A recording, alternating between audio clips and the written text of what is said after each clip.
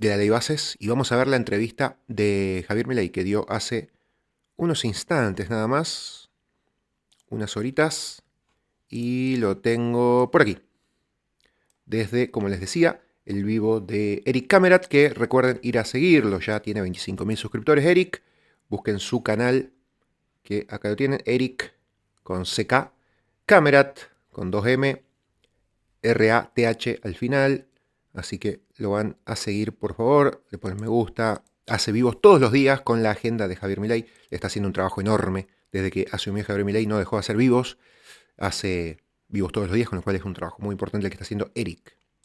Perfecto, vamos a escucharlo a Milei con Antonio Laje. ¿Para el gobierno suyo? Definitivamente.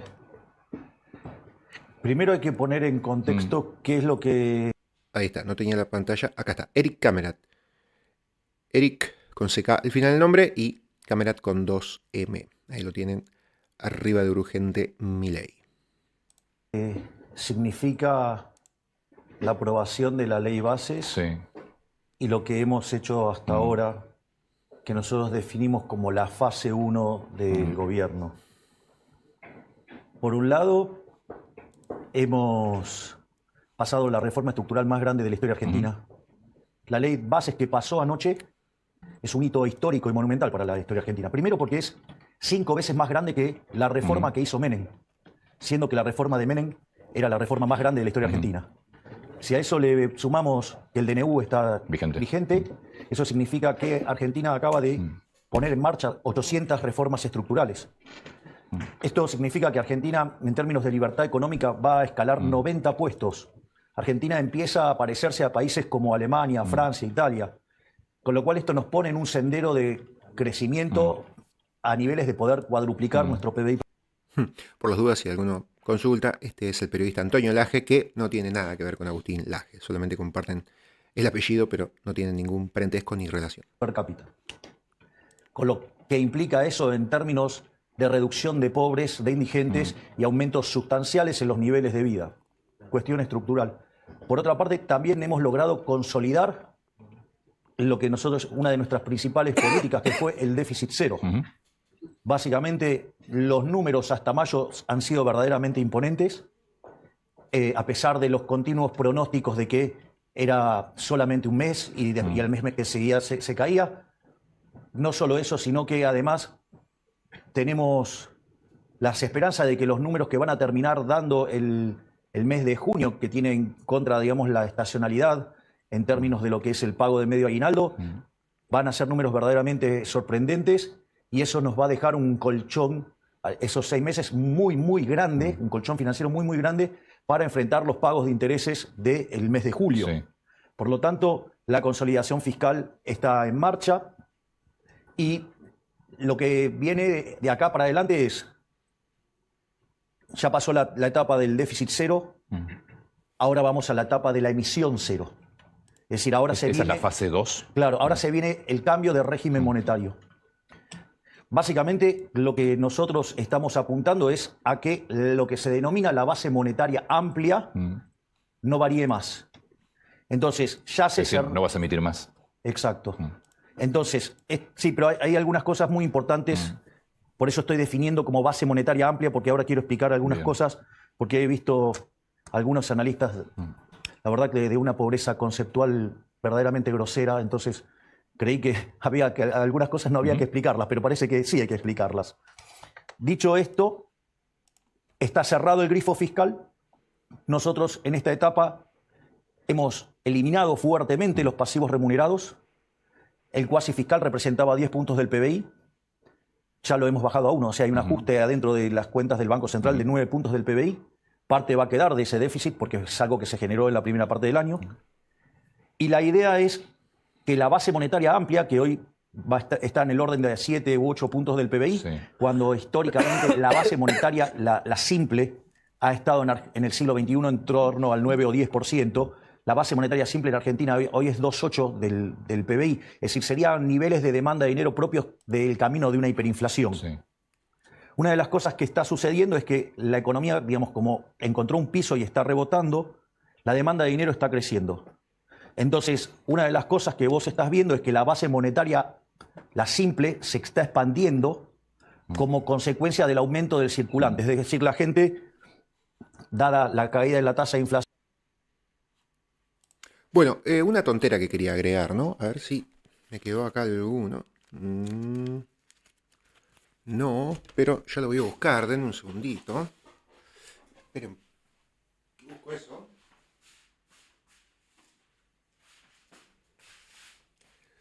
Bueno, escuchen esta argentineada que les voy a contar, que es increíble, pero en Argentina hace un mes empezaron a circular estos billetes de 10.000 pesos, que son equivalentes a más o menos 8 dólares hoy en día, para que tengan una idea. Hace un mes empezaron a circular estos billetes que son los de mayor denominación hoy por hoy en Argentina. Y ayer fui a sacar dinero a un cajero automático del banco y por primera vez me dieron estos billetes, o sea, que tardaron unos días en salir en circulación. Y no saben la alegría que me dio, porque antes teníamos un límite por cuestión técnica de cada cajero que no podías extraer por cada operación más de 40.000 pesos, es decir, más de 32, 34 dólares por cada operación. Si tenías que pagar algo más o menos importante, supónganse algo de 100 dólares, tenías que hacer 3 o 4 extracciones, con lo cual demorabas un montón de tiempo. Y los billetes de más grande denominación antes eran estos, de 2.000 pesos, pero que había muy pocos en circulación. Había muy poquitos en circulación. Y era muy raro que un cajero y un banco te lo den. Entonces, por lo general, los que más sí se usaban, que tenías que sacar de a 40 billetes por cada extracción, como les decía, eran estos de 1.000 pesos. Y no saben ayer la felicidad, muy de tercer mundo y muy de Argentina, pero bueno, la felicidad que me dio cuando vi que me daban estos billetes, porque claro, yo sabía que ya los bancos los podían empezar a dar, así que en vez de 40.000 puse para extraer 60.000. Digo, bueno, a lo mejor, por cuestión técnica, si ahora hay billetes de 10.000 o de 2.000, me puede dar algunos más, alguna cantidad más. Y saqué y me dio creo que 5 billetes de esto y después algunos de 2.000 y algunos más de otras cositas. Ok, y después probé sacar 70.000 en otra operación. Yo más o menos necesitaba 100.000 pesos, 100.000 y un poco más para gastos corrientes y cuestión de uso diario. Y sí, me dio también varios billetes de 10.000, algunos de 2.000 y algunos de 1.000. Y dije, wow, y aparte mucho más rápido, porque imagínense lo que es para un cajero contar 40 billetes de 1.000 o contar 5 o 6 billetes de estos, simplemente mucho más rápido cada operación. Bueno, eso ya me dio una alegría y un decir, bueno, por fin algo está mejorando Argentina, aunque sea en esa estupidez, en algo tan banal como lo que les estoy contando. Bueno, para mí fue un motivo de sonrisa, de alegría importante el día de ayer y bueno, nada, se los quería compartir, aparte para que sepan cuestiones corrientes, ¿no? Si no están en Argentina y no tienen el día a día de estas cositas que les voy comentando, bueno, por ahí no se van a enterar de ciertas cuestiones. Seguimos con la entrevista de Javier Milei. Y dada la caída de las tasas de interés nominales, eso hace que la gente desee tener más dinero en sus bolsillos. Entonces eso lleva a una recomposición del circulante.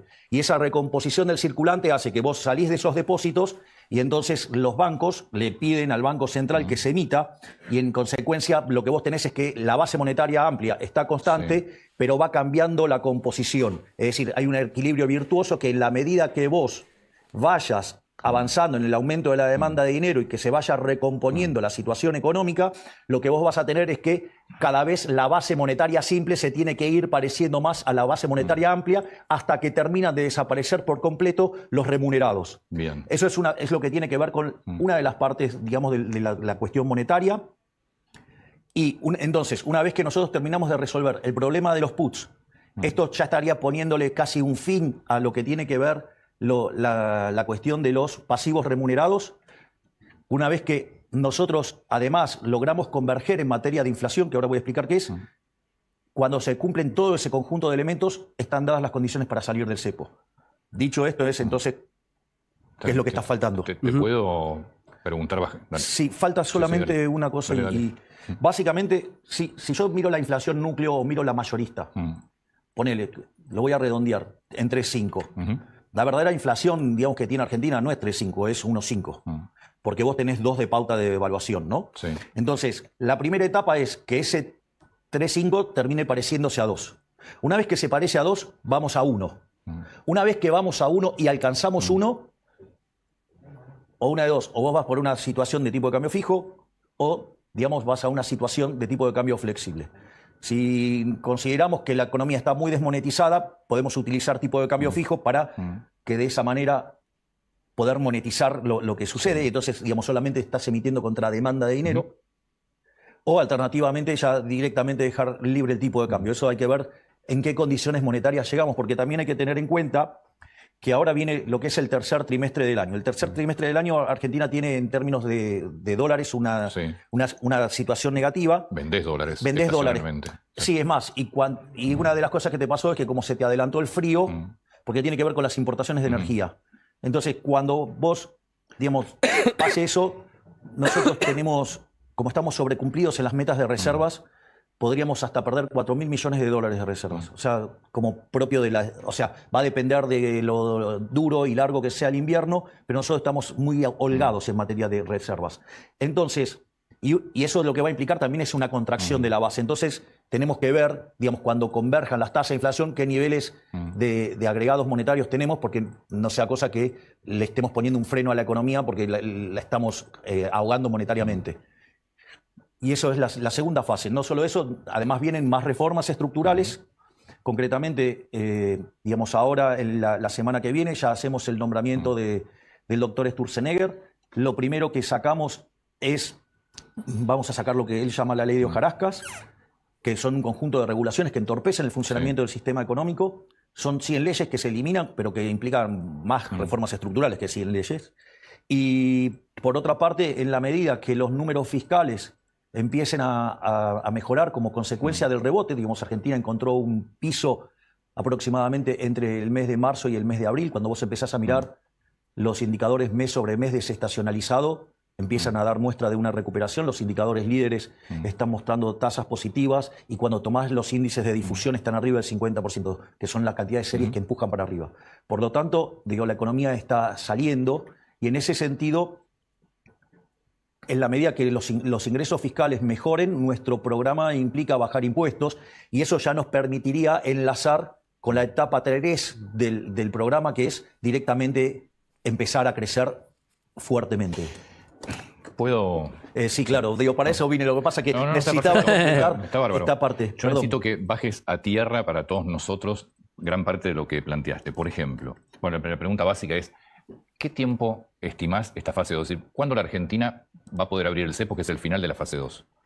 A ver, el problema es, si yo fuera un... Esa pregunta es fundamental, porque también lo que busca la ley Bases es un buen shock económico y de inversiones y de dólares ahora, como primera medida. ¿Para qué? Para poder levantar el cepo. El cepo es la restricción de comprar divisas en Argentina, ya sea dólares, euros o cualquier otra moneda, sobre todo dólares, que se puso a partir de la elección primaria del 2019, en agosto de 2019, cuando pierde Mauricio Macri en la elección primaria ante Alberto Fernández. En 2019 se pone una restricción de dólares que empezó siendo de hasta 10.000 dólares por mes por persona y después terminó siendo en octubre, si no mal recuerdo, de 200 dólares, que es la que mantuvimos hasta hoy. Pero a partir de el 2020 y de la pandemia, esas restricciones empezaron a ser cada vez más grandes y ya nadie podía adquirir esos 200 dólares. Si tenías, por ejemplo, determinado auto o determinada casa que superen tal valor, no podías acceder a esos dólares. Si habías sido vos como persona o tu empresa que te pagaba el sueldo de empleado, si habían recibido un aporte durante la pandemia y una ayuda, tampoco podías recibir esos 200 dólares. O sea, muy poquita gente. Y los políticos podían recibir esa capacidad de dólares de ahorro, que justamente se le decía dólar ahorro en Argentina. Y aparte tiene un impuesto país que es del 60% aproximadamente. Con lo cual, no solo que hoy en día, por ejemplo, el dólar ahorro o el dólar tarjeta, que quedó con esa denominación, porque ya no había más dólar ahorro, era simplemente un nombre que no existía porque no se podía adquirir. El dólar tarjeta está en 1.400, 1.500 dólares prácticamente. Y hoy el dólar blue, que aumentó en los últimos días, está en 1.300, 1.350. Y antes el dólar blue estaba en 1.000 y el dólar tarjeta estaba en 1.400. Con lo cual era mucho más conveniente ir a cualquier cueva o en la calle, simplemente comprárselo a otro privado, a otra persona, y te lo vendía a 1.000 pesos. Y en cambio, si lo querías comprar en una transacción del banco, te lo cobraban 1.400 por este impuesto país, que es una de las cuestiones que se tiene que empezar a sacar. Se tiene que empezar a sacar esos impuestos, tiene que empezar a salir del cepo para que cualquier persona, como lo hacíamos en el 2018, en el 2019, en una economía más libre, podía adquirir dólares o cualquier divisa extranjera directamente en el banco o en cualquier cuenta comitente de bolsa, de broker, de lo que sea. Así que bueno, eso es algo clave que tiene que ocurrir porque si no, no se están liberando todas las importaciones y exportaciones al 100% de su capacidad como podría hacerlo. Y bueno, es algo que necesita el gobierno, necesita el país y ahora más aún con la ley Bases. Dirigista te podría dar una fecha. Claro, Bien. exacto. Pero yo no soy un dirigista. ¿Y por qué no se sacó hasta ahora? Porque Javier Milei no lo sacó hasta ahora. Voy a volver 5 segundos hacia atrás en el video. ¿Por qué no se ha sacado hasta ahora? Bueno, porque acuérdense que en la campaña y en el debate se habló mucho del tema de las LELIQs en Argentina, que era la deuda y los pasivos de dinero, que había muchos pesos que se estaban usando para financiar a los bancos, prestando desde el Banco Central, desde el Poder Ejecutivo, vamos a decir así, a los bancos para que puedan dar préstamos en ese momento y crédito o plazo fijo a los privados desde los bancos, que generaba una bola y una masa monetaria en pesos muchísimo más grande de lo que realmente había después en circulación, que impactaba en el precio del dólar. Si se liberaba eso, apenas subió Milei, como lo hizo Macri en el 2015, porque cuando estuvo Cristina en el 2013, 2014, también hubo cepo, pero no había esta bomba de LELIQs, como se le llamó en su momento, hace unos meses, que iban a afectar al calce del sistema bancario. Llegó Macri en el 2015, 2014, 2015 y liberó el cepo instantáneamente y no pasó nada. Simplemente se ajustó el precio del dólar oficial, que no existía, al dólar blue, que era el real de intercambio. En cambio, hoy si hacías eso, toda esa masa monetaria, que creo que habló Javier Milei hace un ratito, se manifestaba en el sistema financiero y te aumentaba el precio del dólar a muchísimo más. ¿Por qué? Porque vos tenías tantos pesos en circulación en el sistema financiero libremente que, supónganse que te daba un precio de dólar, $1 1.000 pesos. Si vos liberabas y todos esos pasivos, toda esa deuda que tenías, la incrementabas porque liberabas el cepo y dejabas todo libre azar, te daba seguramente un dólar de 2.500, 3.000 pesos porque necesitabas primero licuar todo ese peso, meterlo en el sistema y bueno, te daba obviamente. Si tenés, supónganse, yo tengo un control y 700 micrófonos, bueno, el precio va a ser ese, un control, 700 micrófonos.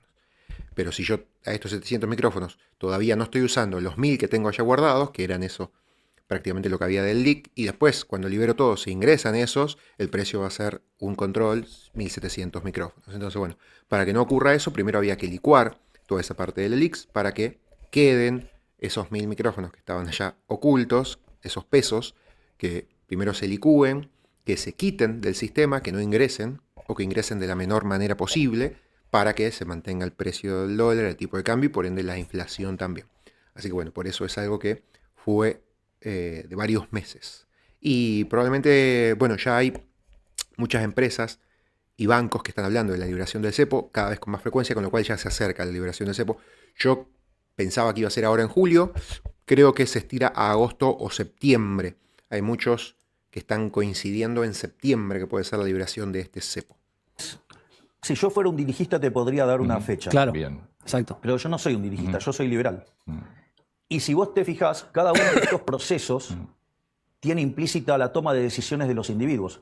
Entonces, Exacto. cuanto más rápido, por ejemplo, la gente quiera convertirse a circulante, Sí. digo, el proceso es más rápido, pero eso depende de la gente. Hay algunas cosas muy interesantes de la forma en la cual nosotros hemos construido el proceso de desinflación.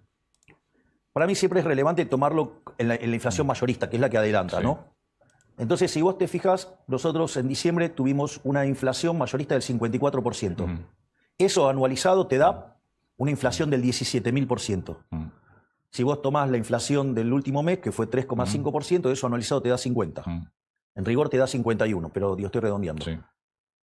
La verdad que el logro de bajar la inflación de 17.000 a 50 es enorme.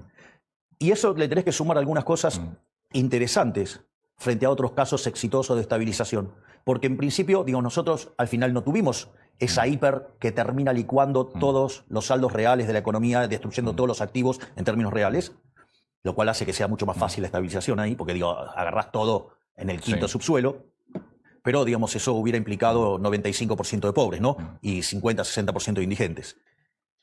Eso por un lado. Por otro lado, tampoco hubo expropiaciones.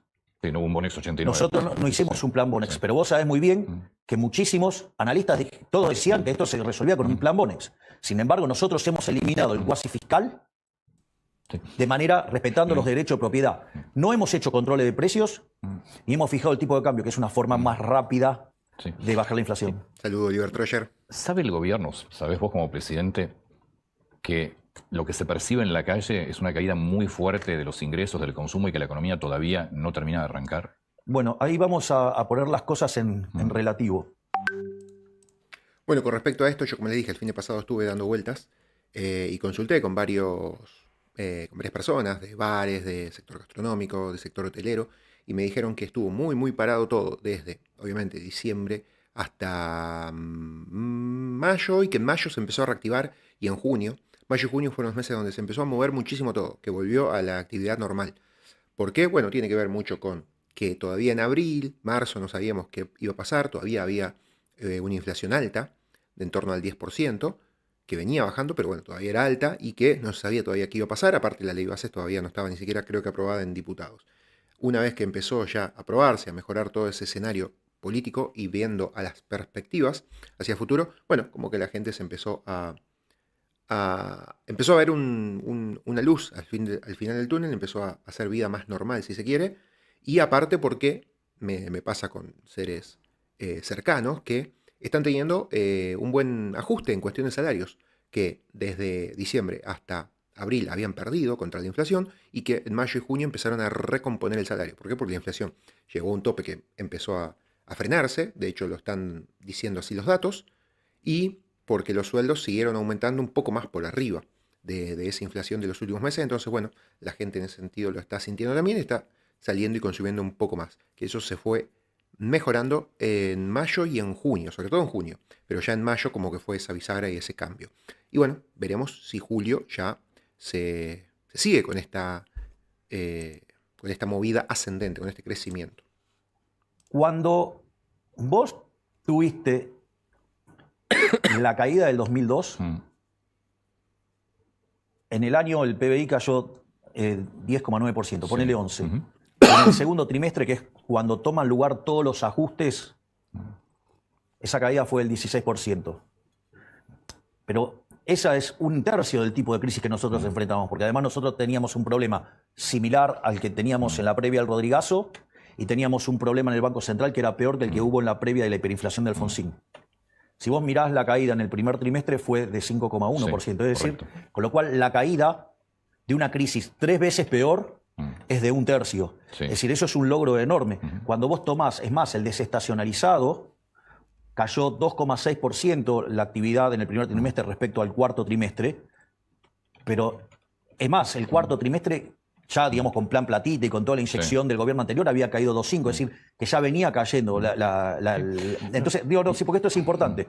Y que, entonces, por lo menos, y además, desde el año 2009 hasta ahora, hubo 7 veces que el PBI cayó más que esto. Es decir, y vos no arreglaste ningún problema. Y nosotros, en 6 meses, evitamos una hiperinflación e hicimos el ajuste más grande de la historia de la humanidad. Por lo tanto, digamos, te diría que el logro es enorme. Que hay mucho para hacer, no tengo dudas. Pero si yo miro el salario real está arriba que en noviembre. Los últimos 2 meses... Mejoró mucho la situación. Aparte veníamos de un momento de agosto del año pasado, septiembre, octubre, donde era un escenario peor al que traíamos y encima las perspectivas eran peores. Y ahora tenemos un escenario mejor a lo que fue a principio de año y las perspectivas son mejores. O sea, el cambio fue radicalmente opuesto. El salario real está creciendo. Sí, lo que pasa es que también crecieron los precios y en dólares muchísimo. Pero yo estoy hablando del salario real. Sí. Y el salario real, digamos, estás mejor que, digamos, que cuando asumimos y los últimos 2 meses crecieron. Y si tomás las jubilaciones están arriba también. Y no solo eso, sino que además en dólares se duplicaron. Tengo una pregunta sobre... Bueno, con ese tema de los precios que subieron en dólares, esa es la diferencia que hasta enero tuvimos siempre en estos años en Argentina de pobreza y decaimiento, precios que subían con respecto a lo que subía el dólar. O sea que los precios en dólares se mantenían, pero teníamos inflación en pesos. Y los sueldos se iban destruyendo, iban cayendo en dólares. Y ahora lo que tuvimos en estos últimos meses, por cuestión de ajuste y por cuestión de tener que equilibrar las cuentas. Los ajustes fueron en dólares. ¿Por qué? Porque el dólar se mantuvo más o menos en torno a los 1.000 pesos por dólar y los precios han subido, con lo cual el aumento en pesos también era un aumento en dólares. Y ese fue un ajuste en dólares, o un ajuste en realidad. Lo que teníamos antes era simplemente decaimiento y empeoramiento de precios y de salarios, y ahora tuvimos un ajuste, que el ajuste es cuando los precios se acomodan en dólares con respecto al resto del país. No sé si habrán visto y recuerdan, el año pasado vino Luisito Comunica al país, más o menos en junio, julio, y le preguntaban por este tema, y él justamente decía que Argentina estaba muy barata y que no quería que Milei llegue al poder porque si no las cosas iban a poner muy caras. Claro, muy caras para él, porque le pagaba 2 mangos en dólares a un salario de una persona de un bar acá en Argentina y él consumía libremente y con mucha más capacidad que todos, porque el que venía de afuera con sus dólares le representaba mucho más dinero que acá al argentino. En cambio ahora eso se acomodó. De hecho, en estos últimos meses, con personajes de los medios que fueron a ver la final de la Champions o que están ahora en la Copa América, cuando yo veía la carta de los blogs de YouTube que hacían, cuando veía las cartas y los precios, están mucho más parejos de lo que estábamos hace un año atrás. Hace un año atrás ir a Londres, por ejemplo, que es donde fue la final de la Champions, consumir ahí era 3 veces más caro de lo que era acá en Argentina, o por lo menos el doble. Y hoy en día los precios están mucho más parejos. O sea, lo que se gasta acá en ir a comer o en salir a una cafetería, está ahí. Obviamente en Londres es más caro todavía, pero está ahí, mucho más parejo y es mucho más accesible para nosotros. ¿Eso por qué? Porque por el ajuste justamente. Que no solo se ajustan todos los precios que uno va a comprar, sino que también se ajusta el propio salario, que es un precio más. Eso también hay que tenerlo en cuenta. No es lo mismo si vos pagás algo 2 pesos, pero tu sueldo es de 10, que si vos pagás algo 5 pesos, pero tu salario es de 40. Entonces ahí mejora mucho. Si bien aumenta el precio que estás pagando, pero aumenta también tu capacidad. Que esto es justamente lo que dice Milei, que aumentó todo en cuestión de capacidad de salario. Los sueldos y la capacidad y el poder adquisitivo, esa es la palabra, de las personas también en estos últimos 2 meses ha crecido. Sobre jubilaciones. Sí. ¿Va a haber bono o no va a haber bono? Mira, el bono tiene una característica que es discrecional. Sí, completa. Sí. Y nosotros tenemos que ser serios y solamente va a haber bonos en función de cómo viene la situación y cómo vienen los números fiscales. O sea, porque hasta ahora está terminando junio y no se anunció todavía el bono. Porque depende de los números fiscales. Faltan muchos likes, amigos. Entonces, nosotros Faltan muchos me gusta. no vamos a engañarle a la gente, no vamos a mentirles dándole cosas que no hay. Y después eso lo terminaba siendo emisión monetaria y el efecto neutro, disculpame, el efecto agregado es mucho peor. Porque a vos te dan ese papel de colores que no compra nada y no es que solamente va a precios. Esa situación en la cual en la transición va a precios genera una distorsión en el funcionamiento del sistema que hace que el nivel de actividad sea menor, con lo cual esta política de hacer las cosas con emisión monetaria lo que te genera es una situación de peor pobreza. Sí, y esto es algo de lo que logró Milei.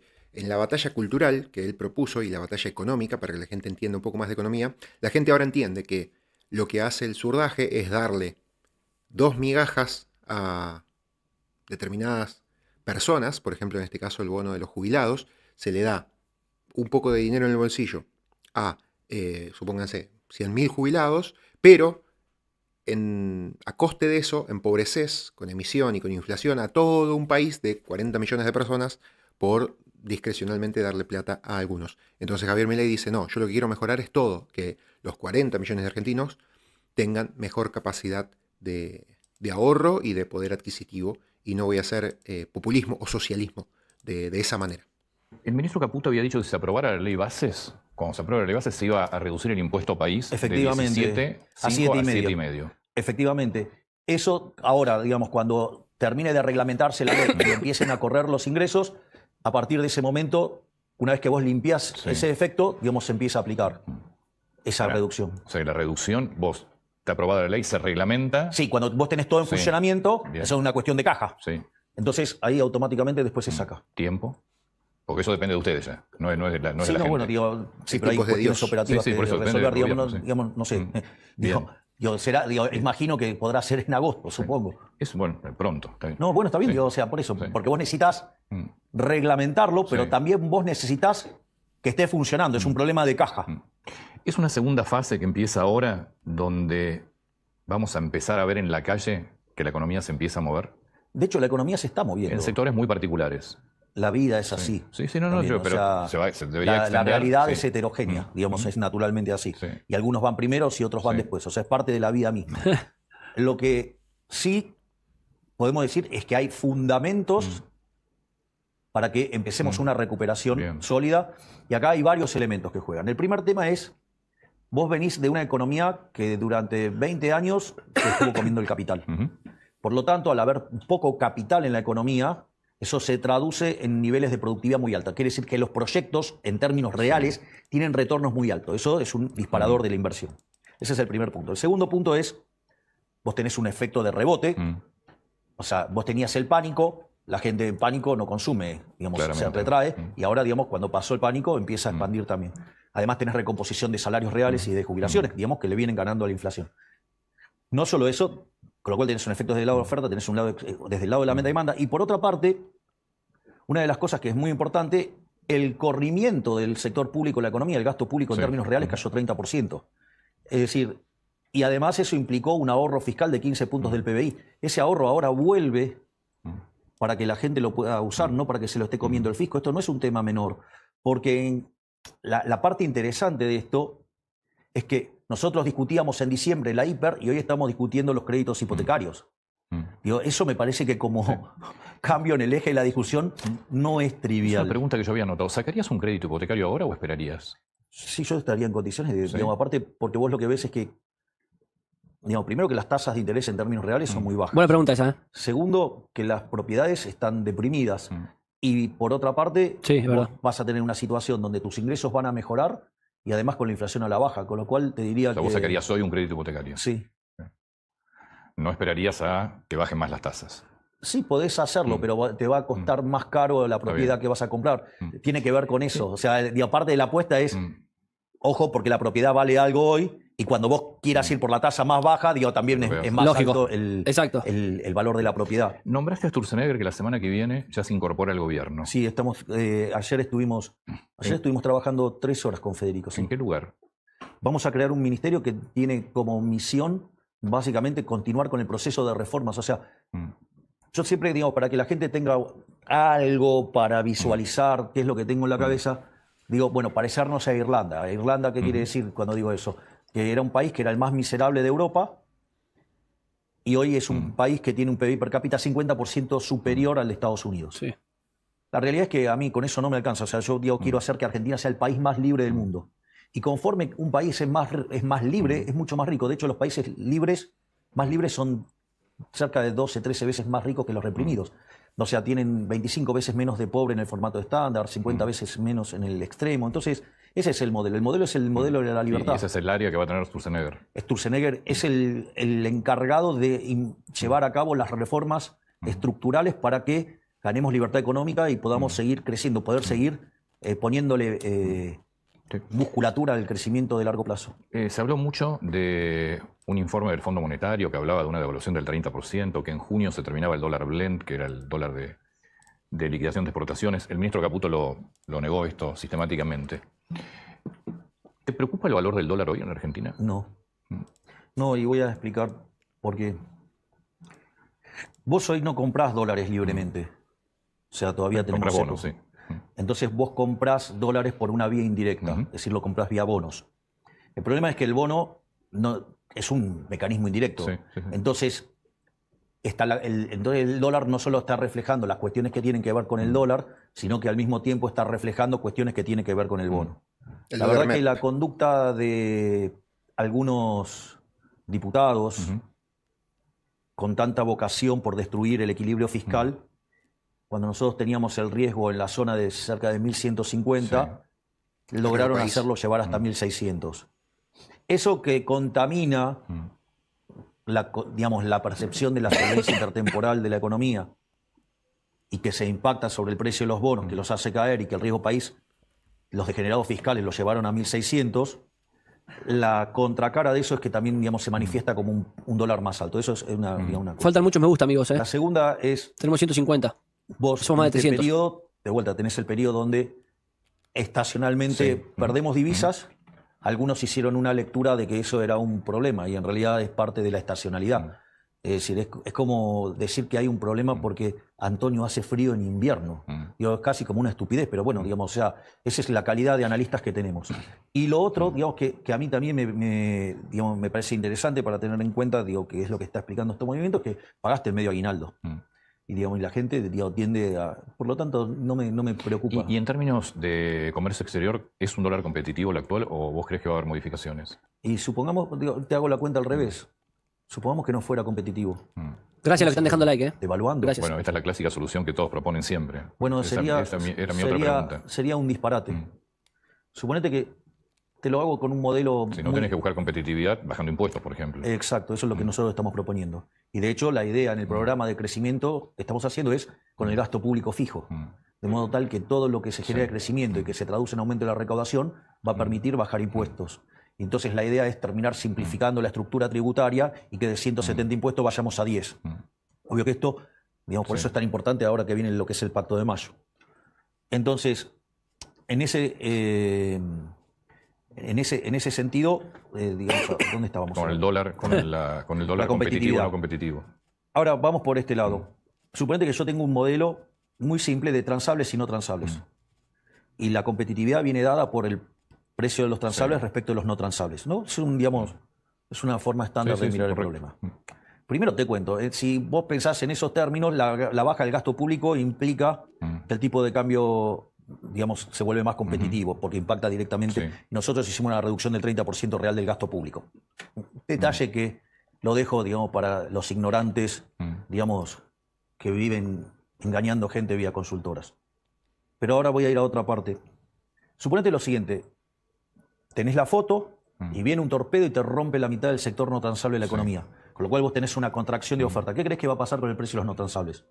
Tendría que subir. Obviamente. Por lo tanto, si vos lo mirás en términos de ese precio relativo, la economía se apreció un montonazo porque el precio de los no transable. Ahora la pregunta es, ¿eso se arregla devaluando?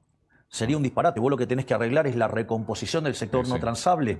Si vos llegás a devaluar y haces subir el precio de los transables porque devaluaste, ¿cuál es el problema? Que la asignación de recursos que vos necesitas que vaya a ese lugar para corregir el problema de competitividad, lo estás bloqueando con la propia devaluación. ¿Lo bancan al AGE? No tengo la como culpa que, periodista. digamos, nuestros analistas Buena pregunta, ¿se lo tengan bancan? tan mala formación en economía que no entiendan ni siquiera modelos de equilibrio general de 2x2x2. O sea, sinceramente, digo, la verdad es que lo que muestran a cada instante es que le falta mucha lectura. Bueno, ya hablamos del tema. Un crack la que dicen ahí, sí lo banco. De Sturzenegger. Es bueno la que, en serio. Las prepagas. Por el DNU quedaron liberados todos los precios. Las prepagas hicieron un aumento disparatado. Interviene el Ministerio de Economía diciendo, señores, Defensa de la competencia. defensa de la competencia, denuncia por cartelización, retrotraen precios. Lo que plantea el Ministro de Economía me parece justo criterio, es nosotros vamos a regular actitudes. Ahora, en este momento vuelven a liberar. ¿Qué creen que van a hacer las prepagas? Van a volver a hacer lo de antes. Bueno, entonces volveremos a, si cometen exceso, volveremos a recurrir a defensa de la competencia. Porque digo, si ya con Lo hicieron una vez y recurrimos a defensa de la competencia. Si hacen cosas que... Digo, esa maniobra tuvo también una intencionalidad política. claramente. No fue una... Porque cuando vos mirabas la evolución de los precios, te dabas cuenta que no tenía que ver con las correcciones, digamos, que uno ex ante hubiera esperado a la luz del desfasaje que tenía, que era un desfasaje, si no me recuerdo mal, digamos, de 17 puntos porcentuales. Dicho esto, como eso tuvo una intencionalidad política, digo, quien estaba en ese momento al frente de esas instituciones tiene profundos vínculos con quien perdió las elecciones, y eso fue un torpedo a un grupo etario, digamos, que tiene fuerte peso electoral en nuestra composición de votantes. O sea, no es que fue algo inocente, si no fue inocente, fue algo hecho con mala intención política. Es decir, entonces, a la luz de todos los desequilibrios que se habían generado de la previa, porque esto también es importante, porque hay algunos que confunden ser libertario con ser un libertarado. Y yo también descubrí que hay mucho más libertarados que libertarios, porque, digamos, vos tenés una situación que está viciada de origen. Es decir, la pandemia fue un mecanismo por el cual se inyectaba dinero y algunos sacaban ventajas y cambiaron la composición del sector, y vos estás haciendo un programa de estabilización con corrección de precios relativos y además la política juega. Entonces, vos no podés analizar, digamos, como si estuvieras en condiciones normales de presión y temperatura, cuando en realidad hay tipos tirando torpedos por todos lados. Entonces, uno tiene que internalizar algunas restricciones, y que no todas son además económicas, que son, te diría, las más fáciles de ver. Hay otras que son de índole política y que vos jamás te imaginaría que estarían dispuestos a causarle daño a la población por hacer un daño político, y lo que hemos descubierto es que enfrente tenemos un conjunto de degenerados que no tienen ningún tipo de problema de destruir la población con tal de tener el poder. Y eso, ¿sabes dónde se ve más claramente? Por ejemplo, en lo que fue lo que nos dejaron de herencia.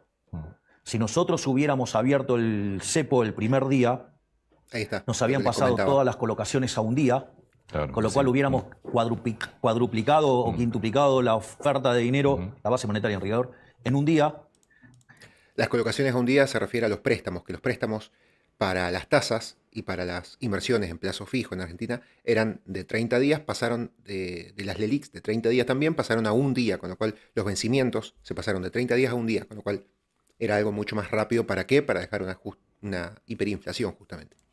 En una situación donde teníamos deuda con importadores por 50.000 millones de dólares, la CIRA, 15.000 millones de dólares pisados de dividendos, 90.000 millones de dólares en vencimiento en pesos. ¿Vos te encontraste con un país mucho peor de lo que pensabas?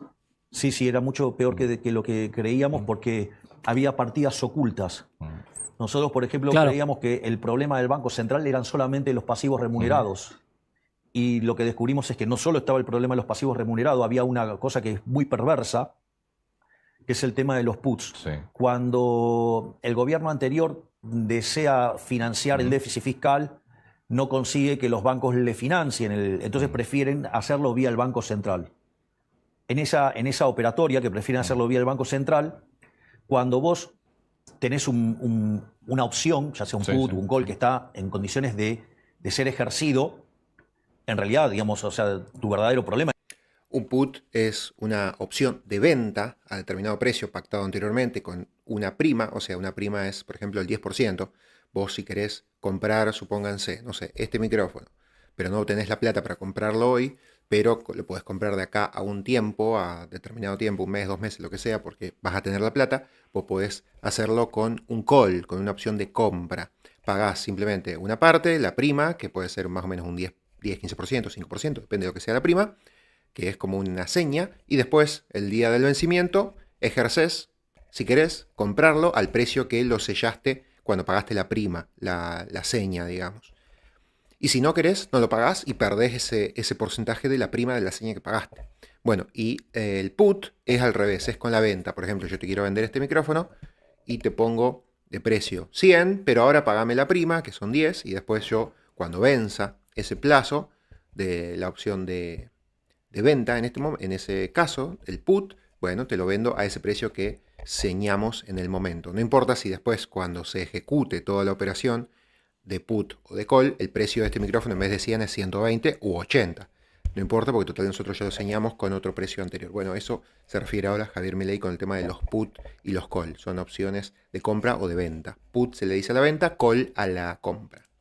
Es la supuesta contingencia, que en este caso ya es una certeza, porque estaba en zona de ejercicio. Que te lo van a ejercer. Claro, además no tenés fecha, te lo ponen ejercer porque es americano, exacto. O sea, porque si fuera europeo, sabes cuándo vence. Acá, digamos, te lo ejecutan el día que se les da la gana. Dicho esto, ¿qué es lo que ocurre? En este contexto, a vos te podían meter 2 bases monetarias más de un día para el otro con eso, y en el balance del Banco Central, por una cuestión de contabilidad, se registra solamente el put. La opción. Claro, exactamente. No se registra lo que te pueden ejecutar. Exacto, se registra la opción, no la contingencia. O sea, como cualquier opción. Claro, entonces, tío, cuando entramos ahí nos encontramos con ese... Que la contingencia en este caso además era recontra ejecutable. Estaba in demand y estaba activado para ejecutarse. En cualquier claramente. momento, claro. Entonces, y eso es lo que hace que todavía no podamos salir del cepo. ¿Y eso cómo lo van a resolver? Porque todavía está la opción, es decir, todavía está... Estamos trabajando en darle una solución. Por eso es tan importante, yo te diría, la verdad que la tarea de Bausili y Pablo Quirno es monumental, porque están recreando toda una curva de pesos. Recrear esa curva de pesos hace que esos pasivos monetarios remunerados, que nunca deberían haber estado en el Banco Central, vuelvan a estar donde tenían que estar, que era en el Tesoro, Porque la contracara de eso son los 45.000 millones de dólares que se robaron del Banco Central del gobierno anterior. 45.000 millones de dólares que se robaron. Sí, claro. Digo, porque no deberían haber ido por el lado del Banco Central, no deberían haber saqueado el Banco ¿Y Central. quién se los quedó? Se los gastaron haciendo populismo. Es el plan platita, pero 45.000 millones. A lo largo de... Sí, es más, en mi definición se Es robaron... el doble de las reservas. Se robaron 28 puntos del PBI con señoriaje. Lo que pasa es que no está tipificado como delito. Pero el señoriaje es delito. Vos emitiste 28 puntos del PBI en 4 años, Sí. pero de esos 28 puntos del PBI, 13 se emitieron en el último año.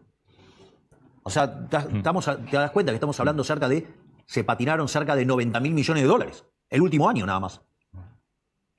No, yo no puedo creer las cifras.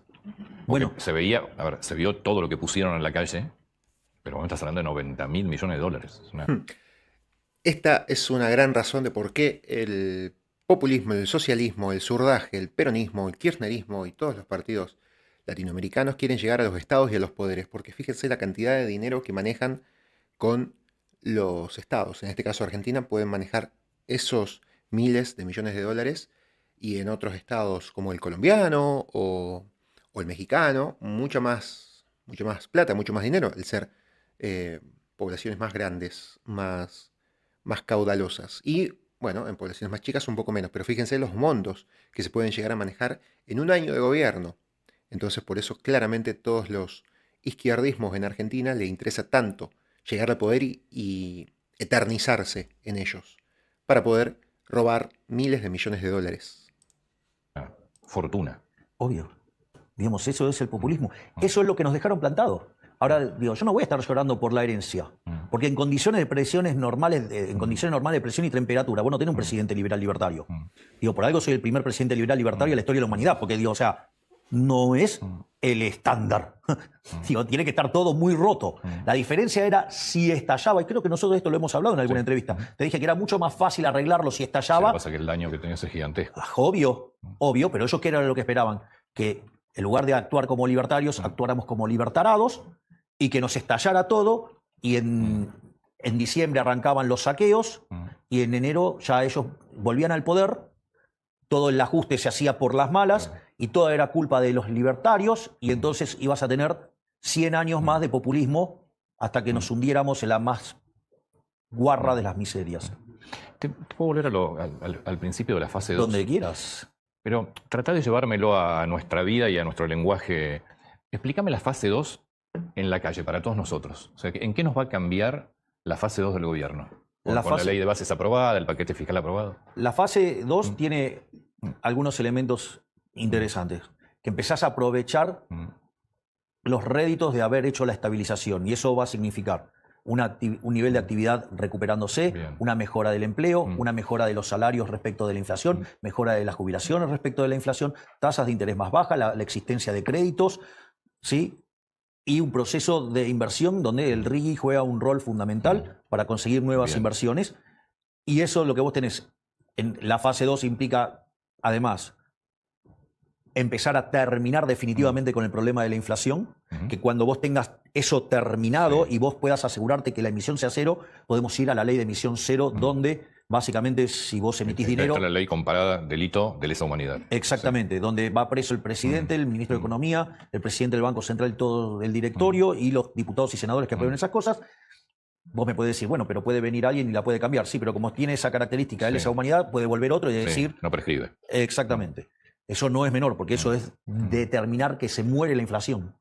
Por otra parte, como nosotros apuntamos que la base monetaria amplia no cambie y que la base monetaria tradicional vaya convergiendo a la amplia, toda la monetización de la economía se va a hacer de manera endógena por la gente Bien. y vos vas a poder usar distintas monedas.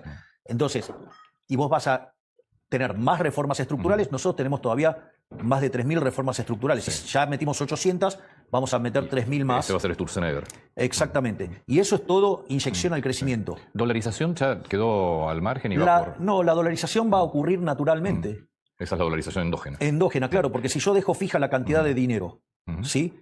Y los distintos aumentos de la demanda de dinero, yo, en lugar de que vos los tengas que pasar por el mercado, vos puedas usar los dólares o la moneda que vos quieras, es en realidad competencia de monedas. Entonces, vos, por ejemplo, porque si vos estás en el sector petrolero, es más probable que utilices el WTI, no necesitas usar el dólar. Está bien, pero el peso no va a desaparecer. El peso, digamos, no necesita desaparecer. Digamos, lo que necesitas es que no crezca más.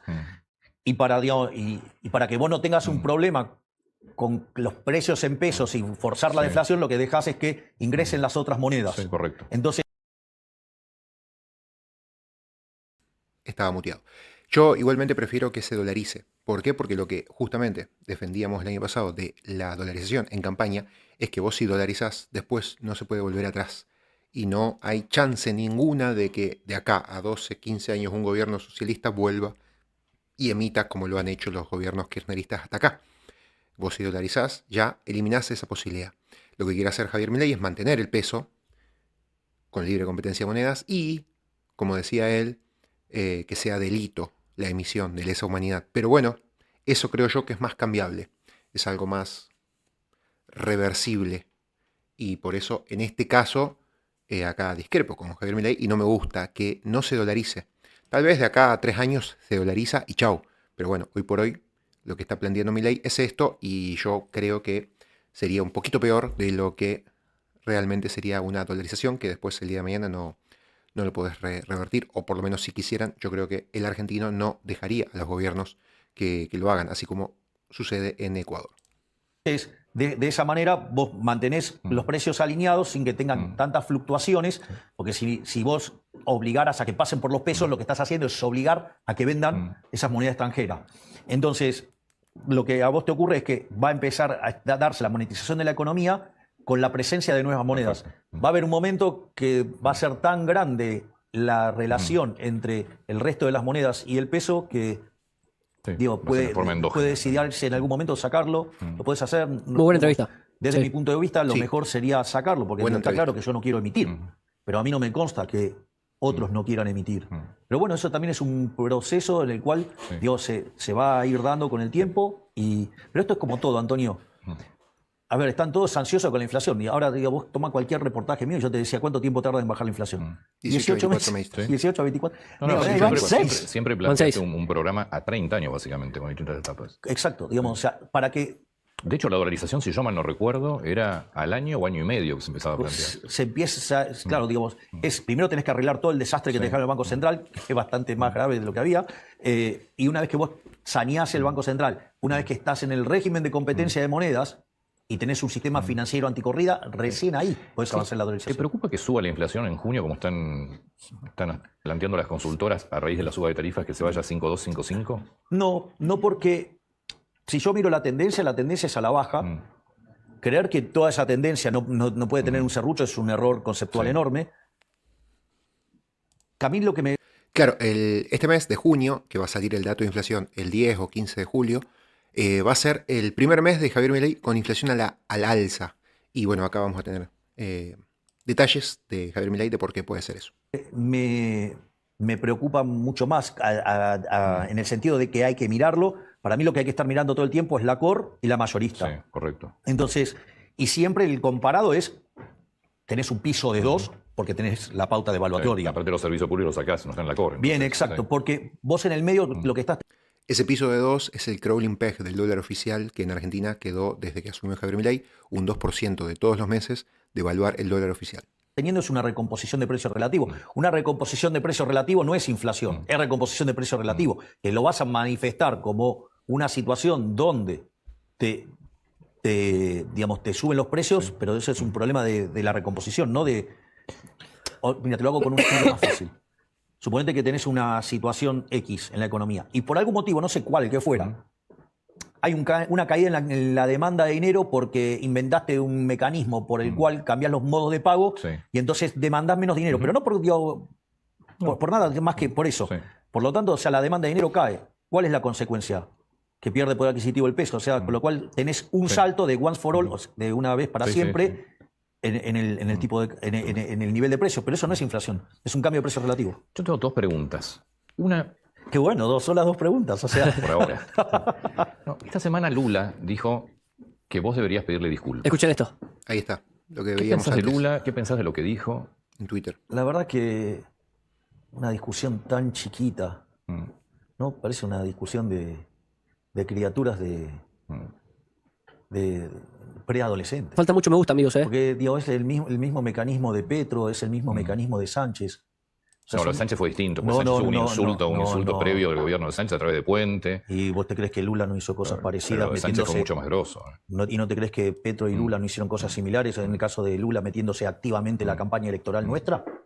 Ujú. Recuerden que financió la campaña de Sergio Massa y pusieron publicidad en redes sociales, en YouTube, en todos los medios digitales, muy, muy similar a las publicidades que aparecían en la campaña de Lula contra Bolsonaro. De hecho, hubo una publicidad que era la misma, calcada, con imágenes creo que de armas, y que abajo eran subtitulados en portugués, que le habían puesto un zócalo negro y palabras en argentino. O sea, era lo mismo, solamente que le habían cambiado simplemente el subtitulado. ¿De qué Por lo cual estamos no le hablando? vas a pedir disculpas a Lula. Pero aparte, digamos, las cosas que yo dije encima son ciertas. Digo, ¿cuáles son los problemas? ¿Que le dije corrupto? ¿Y acaso no fue preso por corrupto? ¿Y qué le dije? ¿Comunista? ¿Y acaso no es comunista? Digo, ¿desde cuándo hay que pedir perdón por decir la verdad? ¿O estamos tan enfermos de corrección política que a la izquierda no se le puede decir nada, aun cuando sea verdad? Excelente Milei Es como, acelerando no contra sé, los zurdos. ¿cuánto me dice? ¿1,90 m? Un 87. 1,87. Che, Antonio, me dice 1,87 m. Y como vos no te autopercibís de 1,87 m, entonces Pero son- te son tengo que cosas pedir diferentes. disculpas, disculpame. Digamos, nada. Digamos que son situaciones diferentes. En el fondo es lo mismo. Lo que pasa es que lo estoy llevando a un ejemplo ridículo. Digo, para que veas lo ridículo que es. Pero lo que quiero que veas, Sánchez también exigió que se le pida disculpas. Sí, pero Petro también exigió que se le Pero pida la disculpas. situación de Sánchez es diferente, porque Sánchez, uno de sus ministros que nunca pidieron ellos disculpas, fue muy agresivo con el presidente de un de ¿Y a la vos no te Argentina. parece que la campaña negativa que me hizo Massa, impulsada desde Brasil, eso no fue agresivo? Pero en todo caso es un problema de masa también. Pero igual la pregunta era... Digamos, de vuelta. Sí. ¿Y pero quién era la contraparte? Digo, ¿me van a pedir disculpas por la cantidad de mentiras que dijeron durante toda la campaña? Me quedó claro. Digo, porque aparte, digamos, o sea, los que mintieron exige que se les pida perdón porque uno les dijo la verdad. Vamos. Entonces, hay que ponérselo. ¿Sabes qué? ¿Y por Hay qué? que ponerse por encima de estas por qué le niñedades. ¿Sabes por qué? pediste? Porque es más importante, Pero, ¿y digamos, los intereses de los argentinos y los brasileros que, digamos, el ego inflamado de ¿y por qué algún le pediste zurdito. disculpas al Papa? Que dijo, entre Un otras zurdito. cosas, que eras el maligno. No, yo le dije eso. No, el Papa, tenés razón, vos le dijiste eso, el Papa dijo otra cosa y volvió ahora Lo comparó con Hitler. en esta el última Papa. vez. Porque, ¿Por digamos, qué le ahí- pediste disculpas al Papa que también fue bastante duro con vos?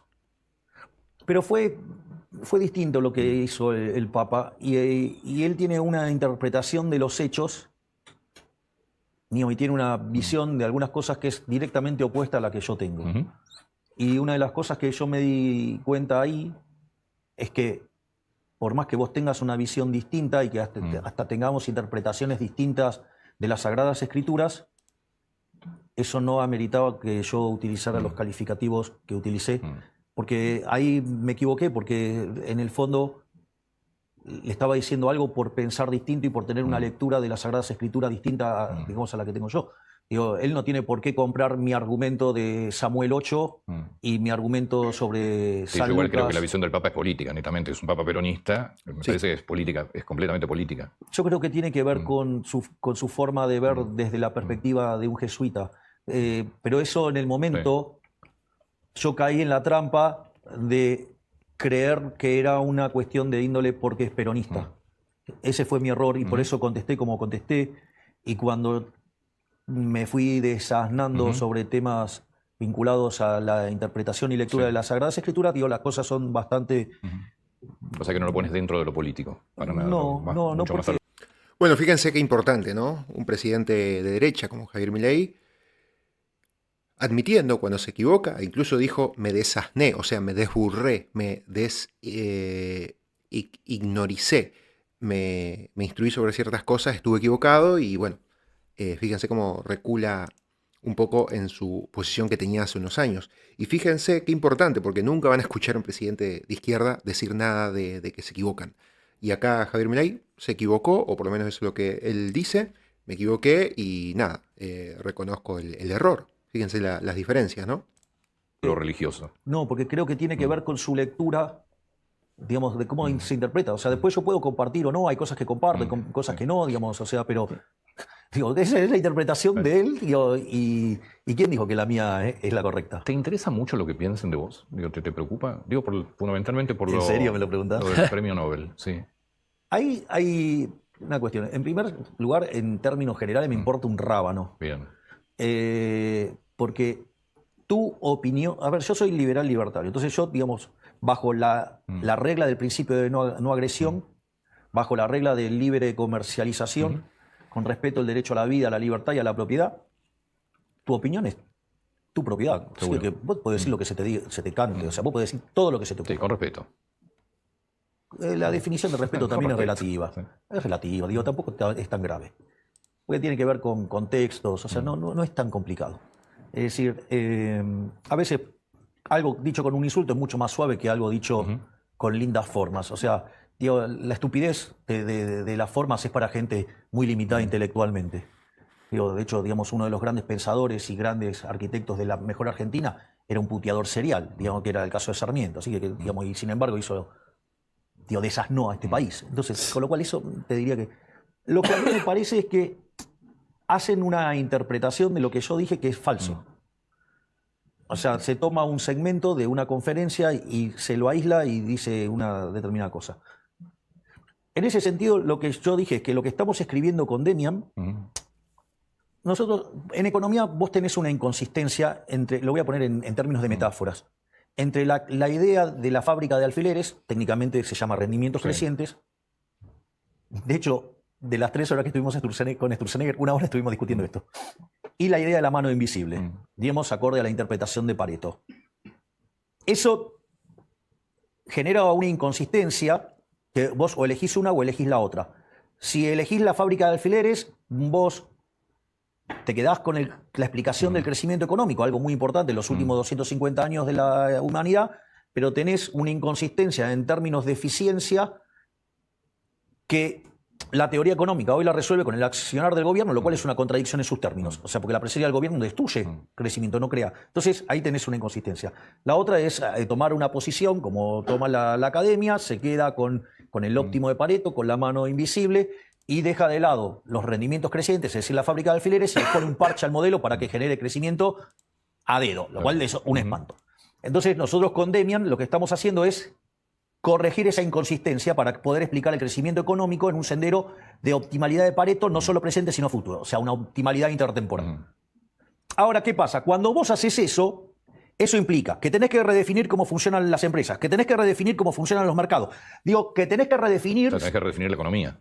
Bueno, implica, el día que vos lográs cambiar eso implica un torpedo sobre la teoría económica neoclásica que tiene que cambiar el 80% de la teoría económica neoclásica. Y cuando vos haces ese cambio, todo lo que estuviste discutiendo en los últimos 50 años en materia de política económica está todo mal.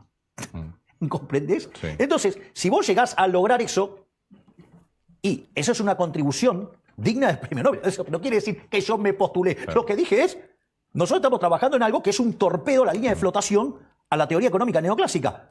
De ahí a decir que me autopostulé para el Nobel es una estupidez del tamaño de una casa. Claro, se entiende, se entiende. Mil gracias por el tiempo.